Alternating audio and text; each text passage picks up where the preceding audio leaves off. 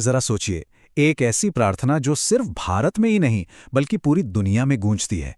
एक ऐसा भजन जिसे हर रोज लाखों करोड़ों लोग दोहराते हैं। आज हम उसी भजन की गहराइयों में उतरने वाले हैं। तो सवाल ये है कि इसकी असली शक्ति को कैसे समझें। इसके लिए हम एक बहुत ही प्रसिद्ध टीका जिसका नाम है महावीरी, उसका सहारा लेंगे। समझिए कि ये एक तरह से उस खजाने की चाबी है। और हैरानी की बात तो ये है कि ये स्तोत्र, ये भजन बहुत ही छोटा है। आप यकीन करेंगे, सिर्फ 1043 अक्षर बस। और ये 1043 अक्षर 43 छंदों में सिमटकर करोड़ों लोगों की हिम्मत और शक्ति का जरिया बन जाते हैं। और इसकी पहुंच की तो बात ही क्या है, ये हर तरह की सामाजिक और आर्थिक दीवार को तोड़ देती है। मतलब एक तरफ आपको ये 5 रुपए की छोटी सी किताब में मिल जाएगी, तो वहीं दूसरी तरफ लोग इसे 40,000 रुपए में सोने में भी बनवाते हैं। कमाल है ना? तो चलिए अब जरा ये समझ लेते हैं कि ये हनुमान चालीसा आखिर है क्या। मतलब बिल्कुल बेसिक से शुरू करते हैं। तो देखिए, इसे लिखा है 16वीं सदी के महान कवि संत गोस्वामी तुलसीदास जी ने। भाषा है अवधी, जो हिंदी की ही एक बोली है। और जैसा कि नाम से ही पता चलता है, ये पूरा भजन रामायण के एक मुख्य पात्र हनुमान जी की तारीफ में है। इसका स्ट्रक्चर भी बहुत सीधा साधा है। कुल 43 छंद हैं, जिसमें 40 मुख्य चौपाइयां हैं। लेकिन कहानी यहीं खत्म नहीं होती। इन सीधे साधे शब्दों के पीछे ना बहुत गहरा दर्शन छिपा हुआ है। तो चलिए अब जरा उस परत को हटाते हैं जिसे लोग अक्सर देख नहीं पाते।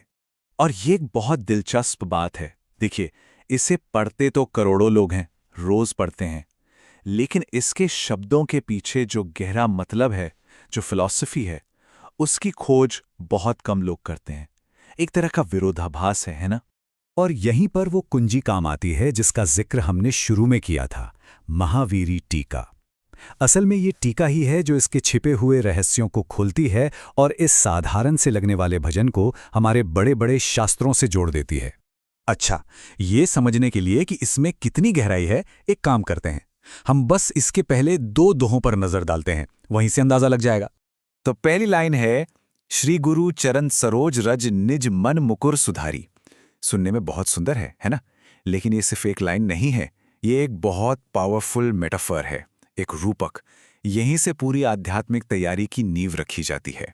महावीरी टीका बताती है कि चालीसा की शुरुआत एक प्रॉब्लम को पहचानने से होती है। प्रॉब्लम क्या है? प्रॉब्लम ये है कि हमारा जो मन है वो एक आईना की तरह है, और उस आईने पर दुनिया की इच्छाओं और मोह माया की काई जम गई है, वो धुंधला हो गया है। और यहीं पर टीका से पहली गहरी बात निकल कर आती है। वो जो शब्द है ना, श्री गुरु, उसका एक मतलब नहीं है, उसके 2 मतलब हैं। पहला, वो गुरु जिसे देवी श्री यानी लक्ष्मी जी का आशीर्वाद मिला हो, और दूसरा, वो गुरु जो खुद देवी श्री यानी मां सीता ही हैं। देखिए कितनी खूबसूरती से एक शब्द में 2 गहरे अर्थ छिपा दिए गए हैं। तो ठीक है, प्रॉब्लम तो पता चल गई कि मन का आईना गंदा है, तो फिर सल्यूशन क्या है? ये लाइन एक संकल्प है, एक प्रण ये कि गुरु के चरणों की धूल से उस मन दर्पण को साफ करना है, उसे चमकाना है, ताकि उसमें ईश्वर की छवि साफ साफ दिखाई दे। ठीक है, मन का आईना साफ हो गया। अब आगे बढ़ते हैं दूसरे दोहे पर। बुद्धिहीन तनु जानी के सुमिरऊं पवन कुमार, बल बुद्धि विद्या देहूं मोही, हरहु कलेश बिकार। तो अब जब मन तैयार है तो भक्त सीधे हनुमान जी से कुछ मांग रहा है। तो सवाल ये है कि वो मांग क्या रहा है? मन तो तैयार हो गया, पर प्रार्थना किस चीज की है?